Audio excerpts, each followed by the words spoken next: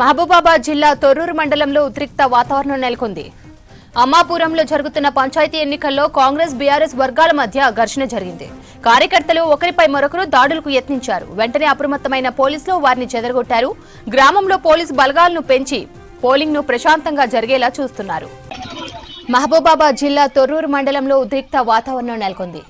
అమ్మాపురంలో జరుగుతున్న పంచాయతీ ఎన్నికల్లో కాంగ్రెస్ బీఆర్ఎస్ వర్గాల మధ్య ఘర్షణ జరిగింది. కార్యకర్తలు ఒకరిపై మరొకరు దాడులకు యత్నించారు. వెంటనే అప్రమత్తమైన పోలీసులు వారిని చెదరగొట్టారు. గ్రామంలో పోలీసు బలగాలను పెంచి పోలింగ్ ను ప్రశాంతంగా జరిగేలా చూస్తున్నారు. మహబూబాబాద్ జిల్లా తొర్రూరు మండలంలో ఉద్రిక్త వాతావరణం నెలకొంది. అమ్మాపురంలో జరుగుతున్న పంచాయతీ ఎన్నికల్లో కాంగ్రెస్ బీఆర్ఎస్ వర్గాల మధ్య ఘర్షణ జరిగింది. కార్యకర్తలు ఒకరిపై మరొకరు దాడులకు యత్నించారు.